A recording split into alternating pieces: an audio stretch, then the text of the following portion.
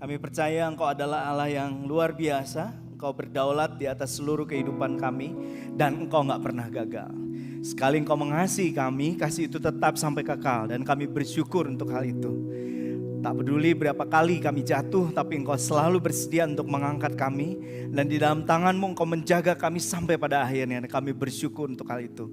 Gak pernah sia-sia kami mengenal Engkau, beribadah kepada Engkau, melayani Engkau gak pernah sia-sia. Karena Engkau yang menopang kami, bukan karena kekuatan kami. Karena itu kami bersyukur ya Bapa di dalam sorga. Pagi hari ini kami mau membuka lagi firman-Mu, berbicara kepada setiap kami. Tolong kami untuk melihat apa yang Engkau sedang bicarakan kepada kami, ingin sampaikan kepada kami berkaitan dengan kehidupan kami masing-masing. Kehidupan di bisnis kami, di keluarga kami, kehidupan pribadi kami. Kami tahu semua itu Engkau mau sampaikan karena Engkau mengasihi kami. Karena Engkau merindukan kami untuk terus berjalan bersama dengan Engkau. Berbicara kepada kami ya Tuhan. Kami mohon kepadamu ya Bapa di dalam sorga. Dan kami mohon Allah Roh Kudus menolong kami untuk mengerti dan melakukan dalam kehidupan kami sehari-hari. Terima kasih Bapa Sorgawi, kami memuji Engkau yang tidak pernah gagal untuk mengasihi kami. Terpuji namamu, kami berdoa bersyukur demi nama Tuhan Yesus Kristus. Sama-sama kita katakan amin. Selamat pagi saudara sekalian, shalom. Oke. Saudara sekalian, kita akan bicara melanjutkan semua rangkaian khotbah pada bulan Juli ini. Dan tema kita pada hari ini adalah The Point of No Return. Saudara sekalian, ini adalah satu penutup dari rangkaian sepanjang bulan Juli. Dan untuk itu kita akan membaca kebenaran firman Tuhan. Mari kita bersama-sama membaca bagian firman Tuhan itu pelan-pelan secara bersama-sama. Mari kita membacanya, saudara sekalian, 1, 2, 3. Banyak orang berjalan bersama-sama dengan Yesus. Kemudian Yesus menoleh kepada mereka dan berkata, "Jika seorang datang kepadaku, tetapi tidak membenci ayah dan ibunya, istri dan anak-anaknya, saudaranya laki-laki dan saudara perempuannya, bahkan hidupnya sendiri, ia tidak bisa menjadi muridku. Siapapun yang tidak memikul salibnya dan mengikut aku, ia tidak bisa menjadi muridku. Siapakah di antara kamu yang ingin mendirikan sebuah menara, tetapi tidak duduk terlebih dahulu dan menghitung biaya untuk mengetahui apakah ia memiliki cukup uang untuk menyelesaikannya? Jika tidak demikian, ketika ia meletakkan fondasi dan tidak sanggup menyelesaikannya, semua orang yang melihatnya akan menertawakan dia. Orang-orang itu akan berkata, orang ini mulai membangun tetapi ia tidak sanggup menyelesaikannya. Atau raja manakah yang akan pergi berperang melawan raja lain tetapi tidak duduk terlebih dahulu dan mempertimbangkan apakah ia bersama 10.000 tentaranya dapat melawan musuhnya yang memiliki 20.000 tentaranya. Jika ia tidak dapat mengalahkan raja lain itu, ia akan mengirim seorang utusan dan menanyakan syarat-syarat perdamaian ketika pasukan lawannya itu masih jauh. 33 bersama-sama.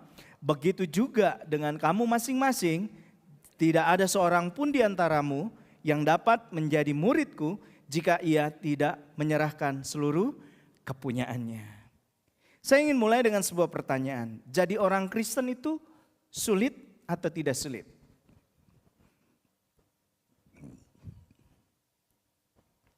Jadi orang Kristen itu sulit atau tidak sulit? Yang jawabnya sulit boleh angkat tangan. Wah. Yang jawabnya tidak sulit angkat tangan.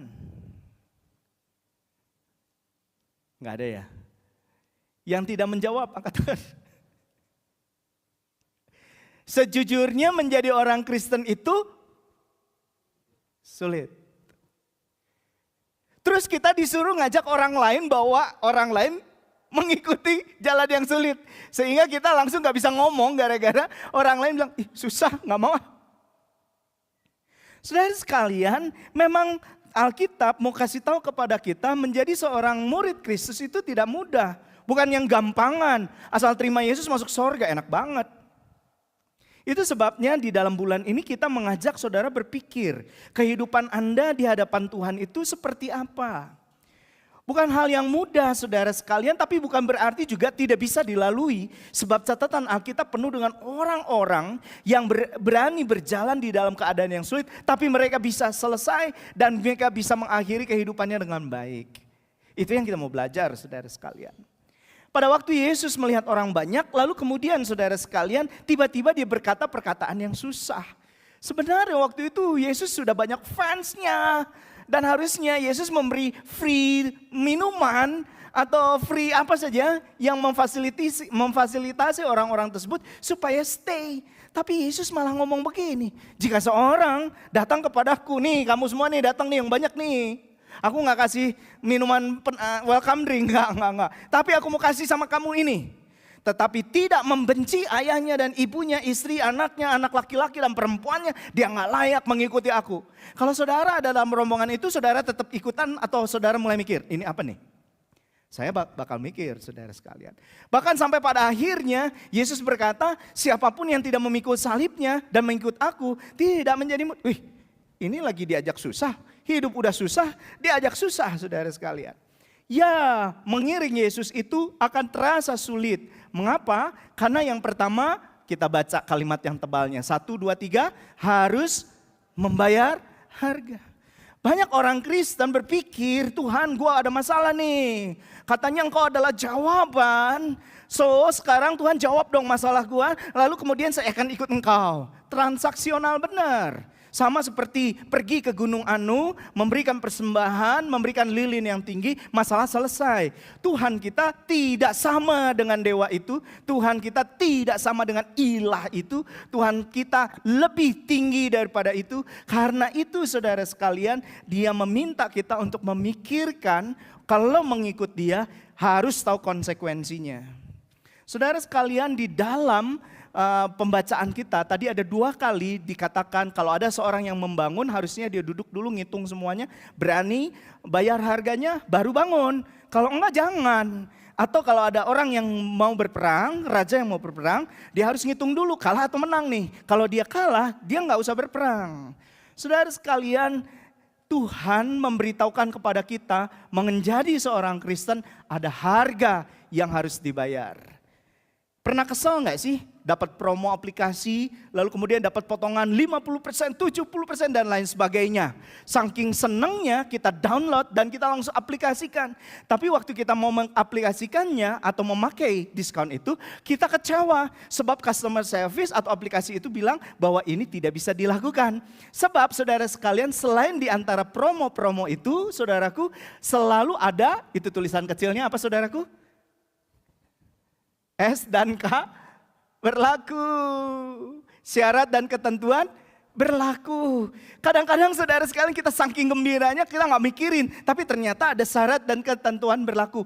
Cuma bingungnya secara marketing nih, orang marketing ya. Kenapa SK-nya itu berlakunya itu selalu dibuat terpencil, kekecilan gitu ya. Sebab kalau misalnya SK syarat dan ketentuannya berlakunya digedein, orang mungkin gak akan mudah untuk masuk di dalam promo itu. Betul gak? Sekarang Tuhan Yesus sebelum kau ikut, dia langsung ngomong di depan syarat dan ketentuannya. Dia gak sembunyi, yang penting masuk dulu. Ayo gak apa-apa. Karena Tuhan Yesus tidak sedang mencari fans club. Tuhan Yesus tidak sedang membangun suatu komunitas yang betul-betul menyenangkan dia, tidak. Tapi dia sedang mengajak orang untuk mengikuti dia. Dan cara mengikuti dia selalu dengan cara crown after cross. Selalu ada salibnya. Makanya kekristenan lambangnya bukan mahkota. Lambangnya bukan kubur kosong. Lambangnya salib. Kenapa? Karena jalan yang diajak oleh Tuhan Yesus untuk kita ngikutin adalah cross. Orang lain mungkin bilang bodoh bener lu cari hidup susah. Jadi orang Kristen itu susah kayak mikul salib. Kayak gak ada kesusahan yang lain aja kamu itu. Rugi tahu nggak menjadi orang Kristen? Orang yang tidak mau menyerahkan hidupnya kepada Kristus akan berpikir begitu. Tapi orang yang berjalan pada Kristus, mereka berjalan mendekati salib itu dan semakin mereka dekat cross itu, salib itu, mulailah mereka bisa melihat kemuliaan atau crown itu. Saudara sekalian demikian karena memang ada harga yang harus dibayar. Selain itu saudaraku, mengapa sulit menjadi murid Kristus itu? Karena dunia ini nampak sangat indah dan gak bisa habis untuk kita raih. Dan rasanya selalu ada yang baru, selalu ada yang menyenangkan, selalu ada yang menggoda kita untuk dinikmati. Kata dunia ini bukan berarti saudara sekalian adalah dunia ciptaan Tuhan. Tuhan meminta kita untuk mencintai dunia ini saudaraku. Hemat air, hemat energi, jangan potong pohon dengan sembarangan. Itu semua adalah bentuk kita mencintai ciptaan Tuhan. Tapi yang dimaksud dengan dunia ini adalah semua gemerlapnya, semua kerakusan di dalamnya. Semua ketamakan, semua nafsu yang ada di dalamnya. Kita menjadi sulit karena kita ingin sama dengan dunia ini. Dunia ini bilang hajar musuhmu, Alkitab bilang kasihilah musuhmu. Nggak make sense buat kita. Karena di dalam diri kita ada dunia, nilai-nilai dunia ini. Karena itu saudara sekalian semakin terasa sulit karena kita harus tarik-menarik dengan keinginan dunia dan pikul salib saudara sekalian. Ya, by the way kalau menjadi Kristen itu sulit, kenapa saudara masih jadi orang Kristen? Boleh tanya kiri kanannya, kenapa masih jadi orang Kristen?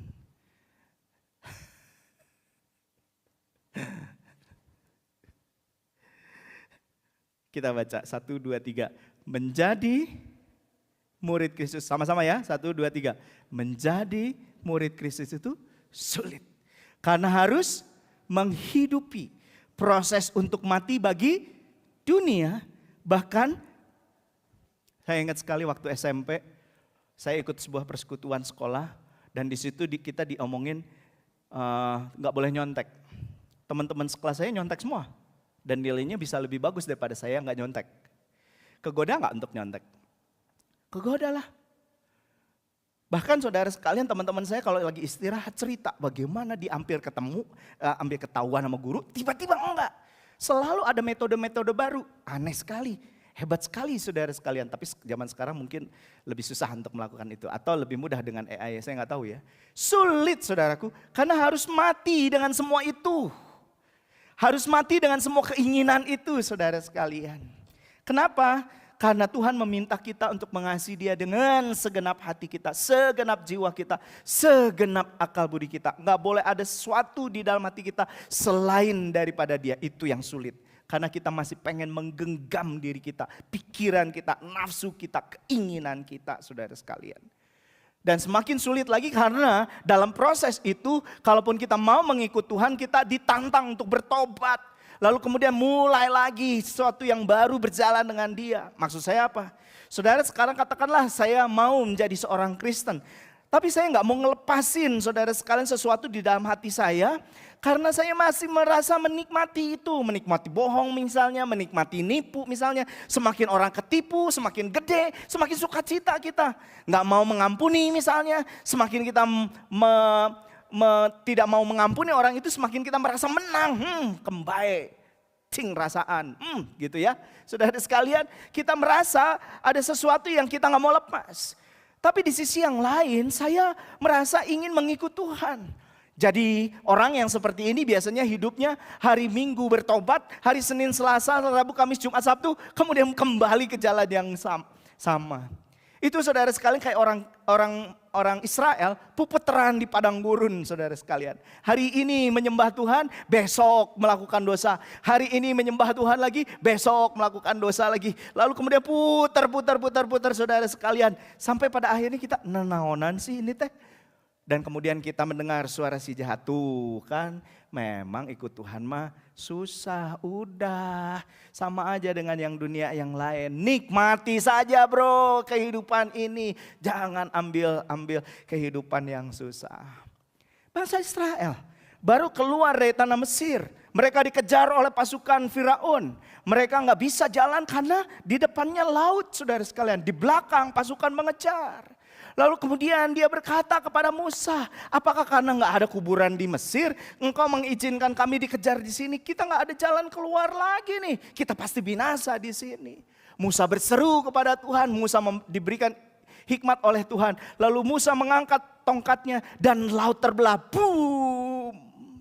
Lalu kemudian sekarang orang-orang ini berjalan melewati laut itu. Daratan saudaraku nggak kebayang gimana caranya, mungkin tinggi sebegitu saudara sekalian, lebih tinggi dari ini. Air di kiri kanan, ikan berenang-berenang di sana, berjalan di batu-batuan sampai di ujung. Lalu kemudian pasukan Mesir mengejar. Lalu Tuhan membuat pasukan itu kesulitan untuk bergerak. Tiba-tiba angin kemudian meniup air itu dan menenggelamkan semua pasukan Mesir. Di ujung sana orang Israel, wah luar biasa Tuhan, luar biasa engkau, luar biasa. Ayo kita buat kebaktian syukur. Semua orang ambil rebana saudara sekalian, semua orang memakai baju tarian. Mereka menyembah Tuhan, mereka sambil meneteskan air mata, mereka menyembah Tuhan, bersyukur kepada Tuhan. Dari anak-anak sampai orang dewasa beria-ria saudaraku. Mereka memuji Tuhan, meninggikan Tuhan. Gak ada Allah lain seperti dia. Luar biasa. Kita punya masalah, kita berdoa, Tuhan jawab. Dan luar biasa, haleluya. Tapi 2 hari kemudian, 3 hari kemudian dalam perjalanan itu saudaraku, mereka menemukan air pahit di Mara.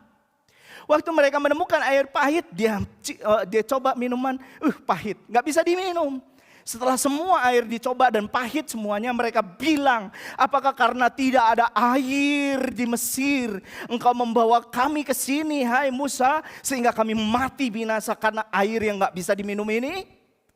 Lalu kemudian sebagian orang bertanya, di mana Tuhan? Kalau Tuhan ada, kenapa airnya pahit? Mereka lupa. Beberapa hari yang lalu mereka memuji-muji Tuhan. Mereka menari. Mereka mengagungkan Tuhan, berlutut dengan air mata. Mereka berteriak, engkau luar biasa Tuhan, engkau luar biasa. Tapi beberapa saat kemudian tiba-tiba hati mereka berubah. Dan mengutuki Tuhan, mempersalahkan Tuhan, menyalahkan Tuhan. Saudara sekalian, itu persis kayak kehidupan kita gak sih? Hari ini kita dijawab doanya sama Tuhan dan kita bilang, oh Tuhan haleluya. Tapi kemudian dalam perjalanan kita menemukan masalah yang lain, hati kita beralih. Dan kita mulai bertanya-tanya, engkau mengasihi aku gak sih? Percuma gue ibadah, percuma gue perpuluhan, percuma gue persembahan, percuma saya melayani. Kalau hasilnya kayak begini. Saudaraku, pengalaman orang Israel itu sama seperti kita. Dan prinsipnya adalah ini, kita baca bersama. 1, 2, 3. Mengeluarkan orang Israel dari Mesir lebih mudah daripada mengeluarkan Mesir dari hati orang Israel. Mereka udah keluar dari Mesir dan itu karya Tuhan.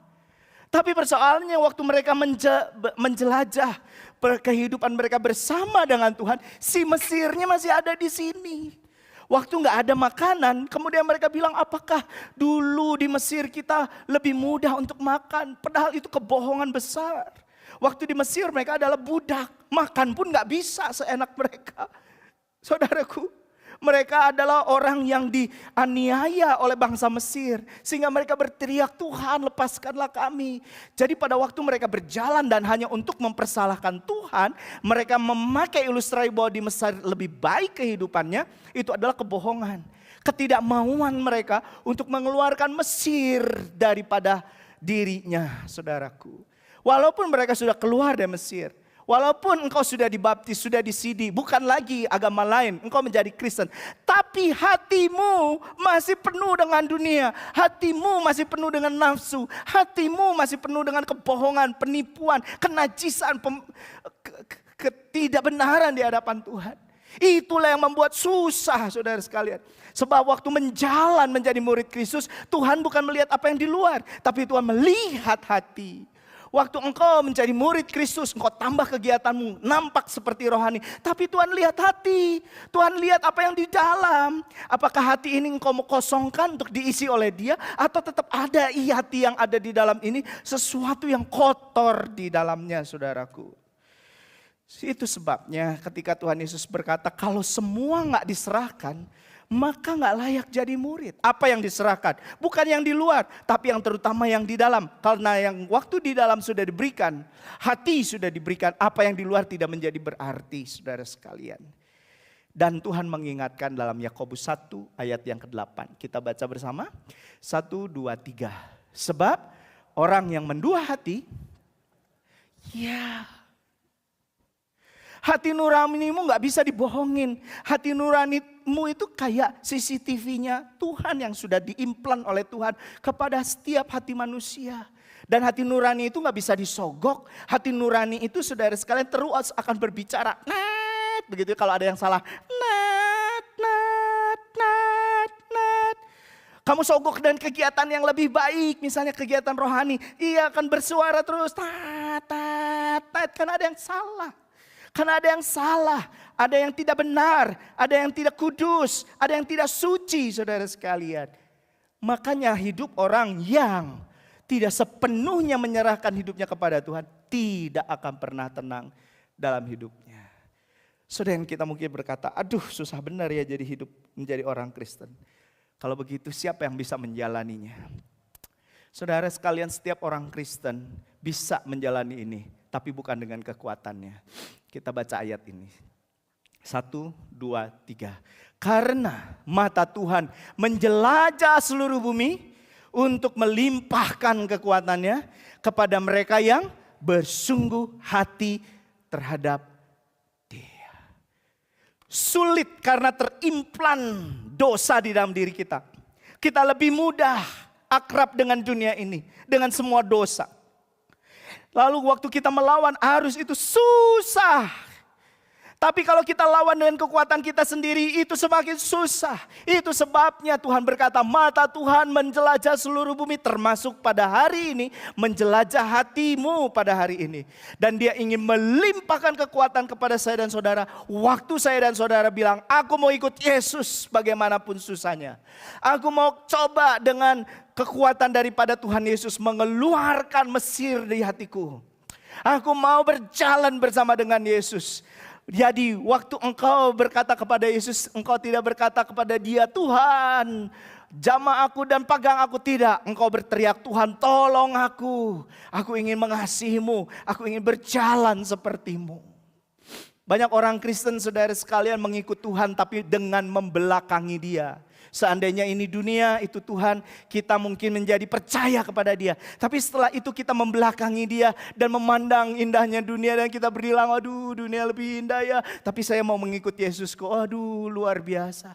Dan ketika masalah datang saudara sekalian, kita mungkin berteriak, Tuhan tolong saya, aku kok gak bisa ngelihat Engkau. Mungkin Tuhan berbisik di dalam hati nuranimu, berbalik, turn to Jesus, turn to Jesus. Tapi kamu mungkin berkata, udahlah percuma lah, ini masih bisa aku nikmatin kok. Semakin kita berteriak, semakin kita gak bisa lihat Tuhan, semakin kita gak bisa melihat pekerjaan. Sebab pekerjaannya ada di sana, bukan di sana.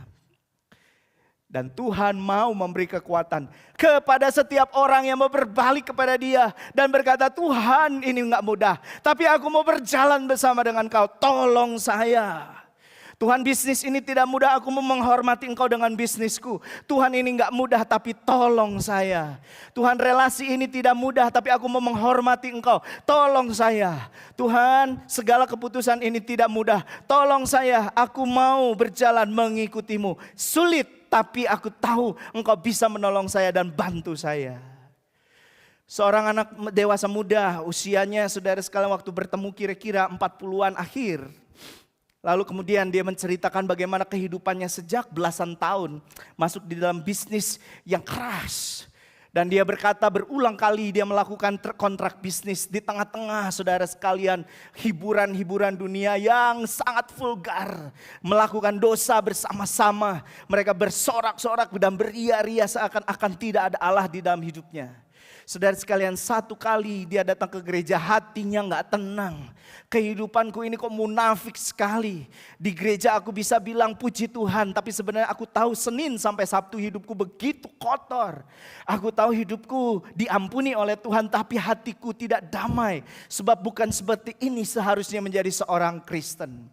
Saudaraku, pada akhirnya dia ambil keputusan untuk berhenti dari kehidupan itu. Dia meminta seorang hamba Tuhan mendoakannya dan menjadi orang Kristen sungguh-sungguh sungguh-sungguh menjadi murid Kristus, dia dimuridkan saudara sekalian. Sejak itu dia meninggalkan komunitasnya, dia meninggalkan bisnisnya. Semua teman-temannya bilang, ngapain lo suci bener lo, padahal kan kau suka, engkau yang biasa ngebalakin semua ide-ide ini kok, ini kamu biasa kerjain.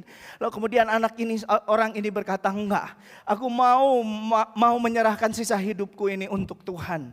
Wah, teman-teman yang membenci dia, mulailah bisnis turun, mulai kontrak-kontrak bisnis yang tadinya mudah menjadi begitu susah. Tapi dia menyaksikan bagaimana Tuhan memelihara dia tetap bisa berbisnis. Mungkin bukan dengan teman-temannya, tapi dengan orang-orang yang lain yang Tuhan munculkan kembali untuk memelihara dia. Saudara sekalian, kehilangan banyak. Dia ditekan oleh teman-temannya. Dia ditekan oleh hinaan-hinaan, ngapain lu menjadi orang kudus? Gua tahu siapa lu gak usah menjadi orang kudus. Saudara sekalian, 2 tahun kemudian sejak dia menerima Yesus dan mengambil keputusan itu, dia terdiagnosa penyakit saudara sekalian, dan akhirnya dia hampir mati. Teman-temannya bilang, tuh kan mendingan kita dong happy-happy gak sakit kayak lu. Lu sih berkhianat kepada kami, akhirnya kamu sakit dihukum kamu oleh dunia ini.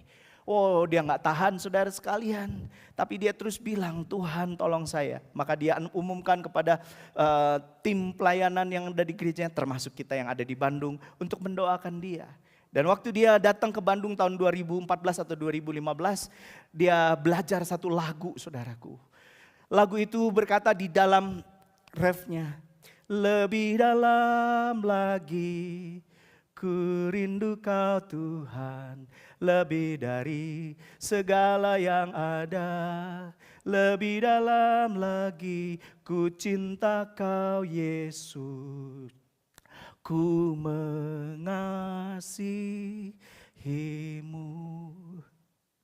Terus dia bilang, ini lagu paling indah yang saya pernah nyanyikan, yang saya pernah miliki. 2 tahun kemudian dia meninggal. Tapi di dalam 2 tahun terakhir dia menyaksikan dia tidak pernah menyesal dengan keputusannya. Saudaraku, mungkin orang bilang sama kita, udah tahu susah masih terus ikut kepada dia. Saya mau kasih tahu, yang membuat kita bisa berjalan bukan di saya dan saudara. Kalau ngikutin hati saya dan saudara, kita akan gagal dengan mudah. Tapi yang menopang kita itu adalah kasih Tuhan. Bayangkan, 1000 kali Anda mengaku dosa Anda, 1000 kali dia mengampuni. Betapa besarnya kasih Tuhan untuk saya dan saudara. Dia tidak ingin sorga tanpa saya dan saudara. Dia berusaha sedemikian rupa dengan kekuatannya untuk menopang kita. Sampai pada akhirnya ketika kita bertemu muka dengan muka di ujung sana. Kita bilang akhirnya sampai juga Tuhan. Lalu Tuhan berkata, itu semua karena anugerah. Itu semua anak kebaikan-Mu. Jadi pagi hari ini, kekristenan memang sulit. Tapi Tuhan memanggil kita untuk berjalan bersama dengan Dia. Kita baca ayatnya. Marilah kepadaku semua yang letih lesu dan berbeban berat. Aku akan memberi kelegaan kepadamu. Apakah engkau mendengar panggilan ini? Tuhan tahu pergumulanmu tidak mudah, temanku. Kau kecewa sama gereja mungkin, sama orang, sampai engkau berkata, udah enggak. Jangan percaya dengan omongan itu, karena Tuhan masih pengen Anda berjalan. Mungkin Anda merasa kehidupan susah. Kalau Tuhan ada, kenapa hidup ini susah? Balik dan cari Dia, lihat Dia. Dia sedang lakukan yang terbaik buat engkau. Dia tidak ingin sorga tanpa engkau dan saya. Itu sebabnya hari ini menyapa engkau dan memanggil engkau untuk kembali berjalan bersama dengan Dia. Mengikut Kristus itu sulit kalau mengandalkan kekuatan saya dan saudara. Tapi bersama dengan Tuhan ada mujizat, ada kekuatan yang bisa Dia lakukan. Dan itu semua yang menghantar semua orang kudus sampai di ujung jalan itu. Dan Dia menawarkannya kepada Anda pada hari ini.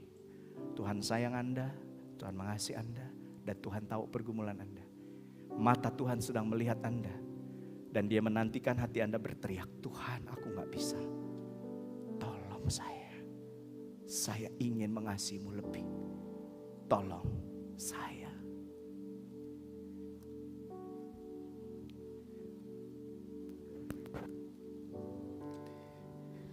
Mari sama-sama bangkit berdiri Lifters, kita mau angkat pujian ini. Biar kata-kata di pujian ini juga menjadi doa kita masing-masing. Biar firman yang baru ditabur bisa menjadi benih yang tumbuh subur di hati kita. Ku bawa hatiku, penyembahanku,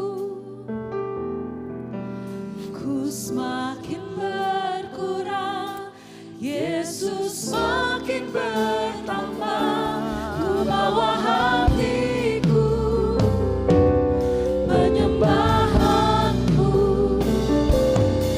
ku semakin berkurang, Yesus semakin bertambah. Ku bawa hatiku, penyembahanku, ku semakin berkurang, Yesus semakin bertambah. Pengikut Yesus, itulah kesukaan hatiku. Ku lepas semua aku untuk berenang kehendaknya di hidupku. Mengiring Yesus, itulah kekuatan hidupku. Ku yakin anugerahnya mampu jadikanku hamba yang berkenan selalu.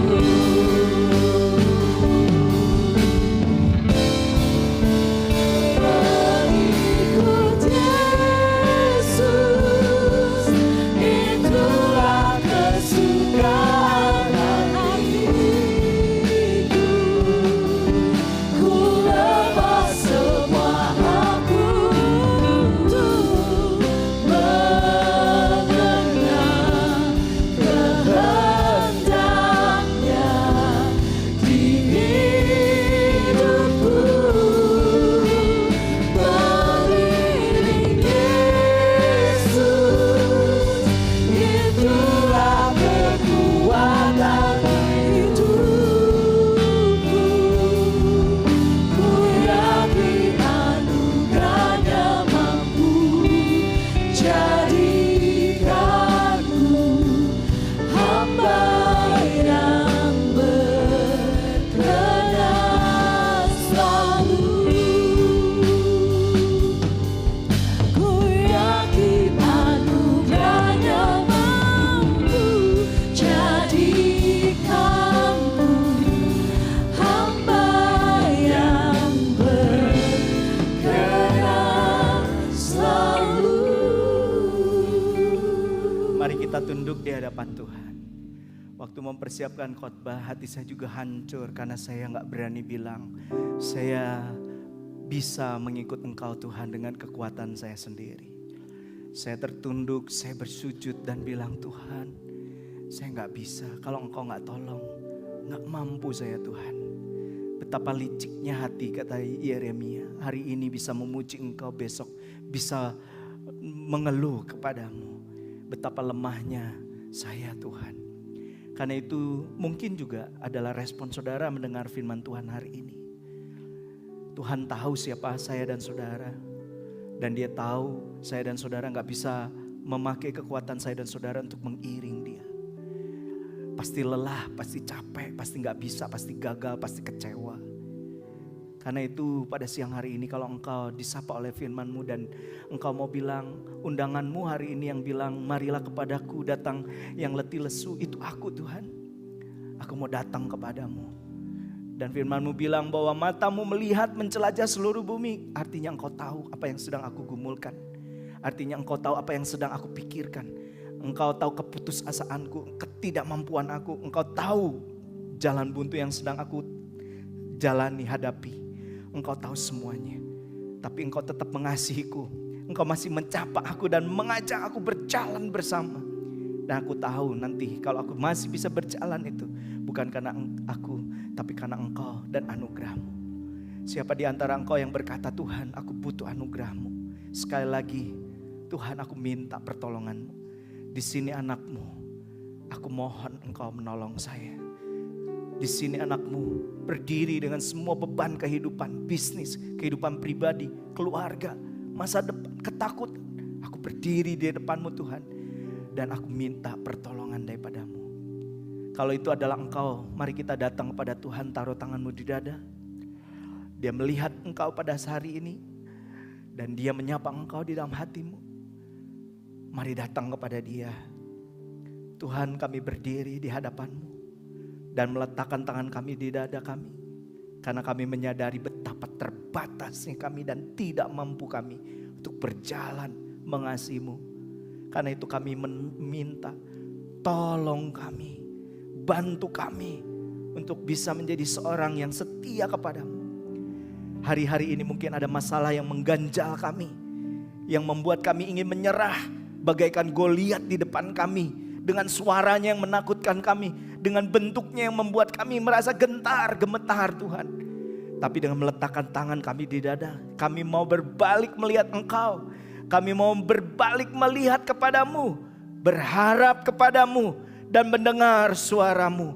Dan kami berseru, lawat kami Tuhan, tolong kami, bantu kami Tuhan untuk melaluinya. Dan sekali lagi biar kami boleh mengalami mujizat-Mu, kuasa-Mu, kebaikan-Mu. Tolong kami untuk terus setia sampai pada akhir. Terima kasih Tuhan Yesus. Ini kami dan mohon anugerah-Mu menolong kami. Bapa Sorgawi, semua kami berdiri di hadapan-Mu. Gak ada yang tersembunyi di hadapan-Mu. Dan Engkau tahu siapa yang membutuhkan lebih pertolongan itu. Dan siang hari ini kami bersyukur. Kami menerima kekuatan itu. Kami menerima kemampuan yang baru. Anugerah Tuhan yang baru itu atas diri kami. Kami menerima pengampunan yang berasal daripada-Mu. Dan kami menerima anugerah itu menjadi kekuatan untuk berjalan sepanjang minggu ke depan. Bahkan hari-hari ke depan. Buka mata rohani kami. Berikan sukacita dalam hati kami. Buat kami melihat pengharapan yang nyata di dalam Engkau. Dengar doa kami Tuhan. Mungkin ada jemaat Tuhan yang membutuhkan jawaban sedemikian rupa. Ya Tuhan, kiranya Engkau melawat, mujizat-Mu terjadi atas hidup mereka. Terima kasih Tuhan Yesus. Kami menyerahkan semuanya ke dalam tangan-Mu. Dan segala kemuliaan hanya bagi-Mu. Demi nama Tuhan Yesus Kristus kami berdoa.